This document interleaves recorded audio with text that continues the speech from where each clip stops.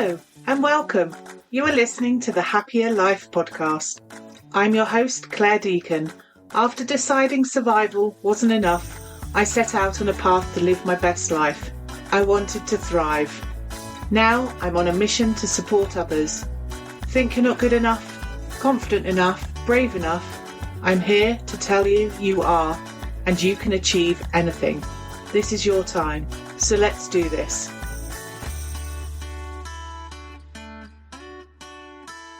Hello and welcome back to the Happya Life Podcast. I'm Clare Deacon, your trauma-informed positive psychology coach and therapist, and a recovering overdoer who once thought that rest was just lazy. Sound familiar? If you're someone who's been taught that hustle equals worth, that doing more means being more valuable, then you are not alone. And today we're going to turn that story on its head, because here's the truth. Rest isn't a reward, it's a requirement. In this episode, we're unpacking why rest is the most underrated productivity hack, how overworking is often a trauma response, and how to finally embrace ease, rest without guilt, without shame, and without feeling like you've dropped the ball.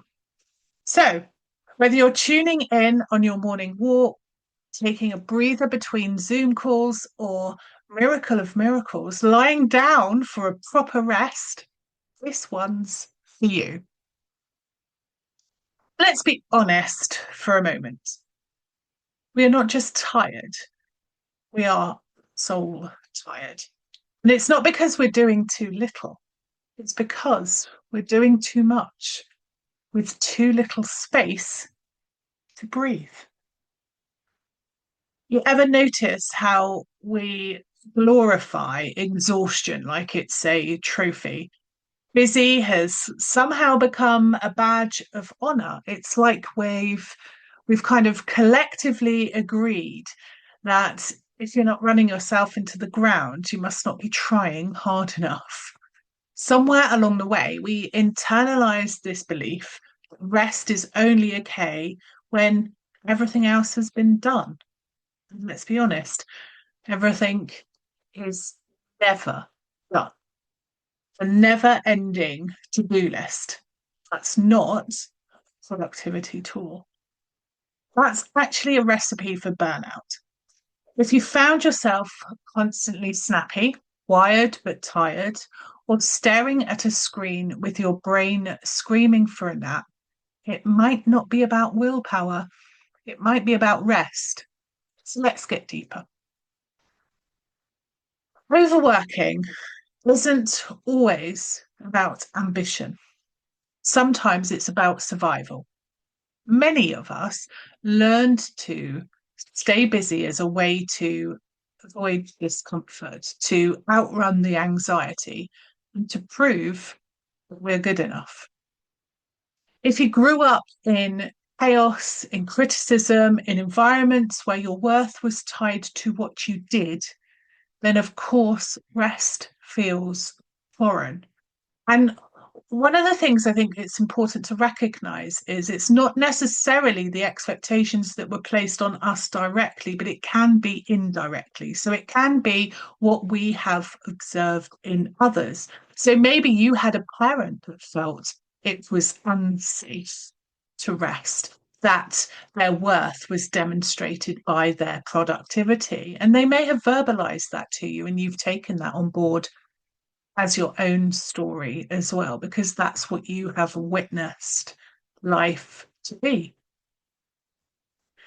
So if rest feels foreign, maybe it feels unsafe even to just sit and be still. It might have meant that rest was about being vulnerable, about being unproductive. And that may have equated to being unlovable if you're showing and demonstrating those traits. So if you've learned to keep going, to keep doing, to keep moving, I hear you. I know this because I've lived it myself. After my husband passed away, evenings became the hardest part of the day. It was the moment that the house was quiet and the kids were asleep. It should have been a time for me to rest, but I couldn't. I would find another job to do, another drawer to organize, another distraction, something else that I could get on top of. Trying to sit down, sit still on the sofa at the end of the evening, I probably wouldn't even make it into the seated position before I'd already decided, oh, I could just go and do that, or I could just sort this, or get on top of something else. Because if I stopped, the grief might catch up, the wheels may come off. I had to be ready. I had to keep going. And honestly, it was one of the first signs that I was living in hypervigilance. It was a symptom of PTSD. That coping mechanism, it helped me survive in those days, but it also blocked me from healing. And maybe you can recognize some of those patterns in yourself too. So, my favorite bit, let's get nerdy for a minute because this isn't just about feelings, it's about facts. Neuroscience tells us that rest isn't passive, it's productive. Our brains need downtime so that they can get on with the job of processing information, of forming memories, of making decisions, and being creative. You know those moments when you have your best ideas, they come to you in the shower gods really reveal some powerful idea. Or perhaps it's right before you go to sleep. That's not a fluke. That's your brain finally getting the space it needs to connect the dots. So those ideas and opportunities is where your brain has actually been given the space to do what its job and what it wants to do and needs to do. Rest also is there to help regulate our nervous system. When we're constantly in a go mode, we stay in a state of hyperarousal.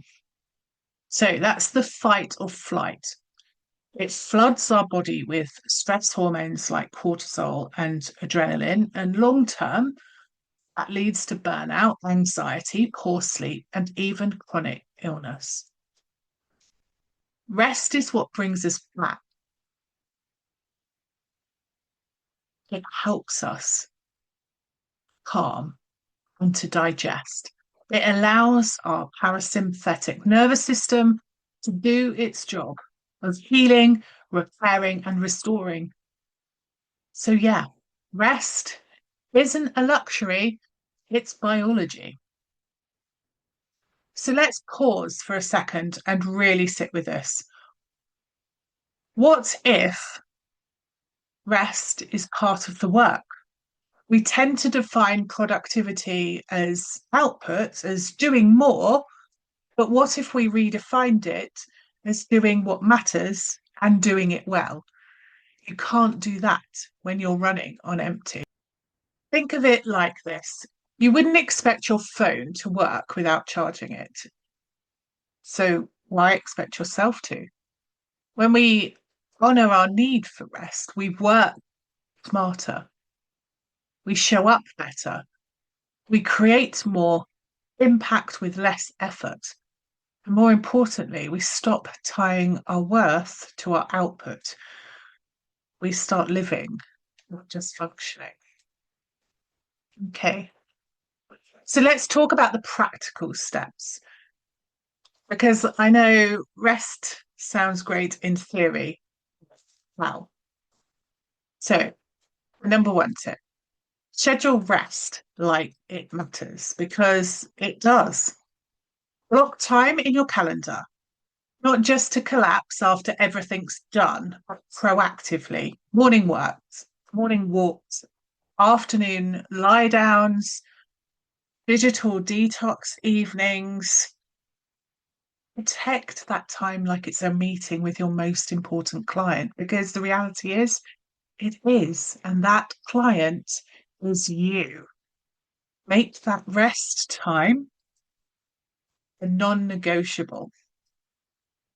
I had a client once who, for various different reasons, had to adjust their calendar quite often of what they were and weren't able to do. So certain things would be put in pencil. And those generally tended to be the things that served her best. So we had a phrase that it was time to put it in a permanent marker. And that's what I want you to do, is to stop seeing your rest time as being a piece that can be rescheduled and moved out when other priorities seem to take over. Okay. So, number two, notice guilt and get curious. If rest feels wrong, don't ignore it, explore it. Whose voice is telling you you are lazy? What old beliefs are at play? Often, what we feel in the moment is really an echo from the past. It's a story that you've been holding on to. You're not lazy, you're learning a new way of being. So, three, start small. Rest doesn't have to be a weekend away, a full spa day. It can be a 5 minute breather, a mindful tea break, a moment where you sit and stare out of the window without doing. So, fourth, celebrate your rest. Talk about it, normalize it, model it for others. Let others see how you value rest as much as the hustle. That way, you get to change culture, you get to change the environment in which you're living in. Hopefully, it'll be catching that people will promote rest. Number five, ask yourself, what would it what would ease look like today? What would it feel like for things to be? Make it a daily check-in. Not what do I need to push through today, but where can I soften or where can I pause? If you're unsure what recharges or re-energizes or reinvigorates you, then check out the Happier Survival Kits course. It's foundational in achieving a happier, more fulfilling life. You'll find the link in the show notes, or you can reach out to me directly. It's an important way to integrate self-care and well-being for you as an individual, because these things are personal and unique to you. What your joy is, what your harm is individual. It's no generic answer of having a bubble bath and lighting a candle. So let's acknowledge something important. Sometimes rest doesn't just feel difficult, it feels impossible. If you're listening and thinking, there's no way I can afford to rest right now, I hear you. Maybe you're a caregiver, a single parent, an entrepreneur. Maybe you're holding up everyone else's world and feel like if you stop, it will all fall apart. But here's the truth: you can't pour from an empty cup. You can't lead from burnout. And you don't have to earn your rest through suffering. You're allowed to rest because you exist, not because you've finished the list. So, what if the most powerful thing you do this week is nothing? What if the needle moves, not because you pushed harder, but because you paused for longer? What if the secret to success wasn't more hustle, but more healing? If that's the kind of productivity you want more of, the kind that feels aligned, energized, and sustainable, then you're in the right place. And you don't have to do it alone. You can always book a free chat with me, and I'm happy to help you work through what suits you and your needs. So, let's talk about how rest can be your revolution and start making those changes today. Make rest your non negotiable. Until next time, rest well and remember you don't need to do more to be more. You are already enough. If you've enjoyed this episode, ensure you hit subscribe, head on over to my website, happiercoach.com, sign up for the weekly newsletter, and let me support you in living a happier life. I'm your host, Clare Deacon. Thank you for listening. Have a fabulous day.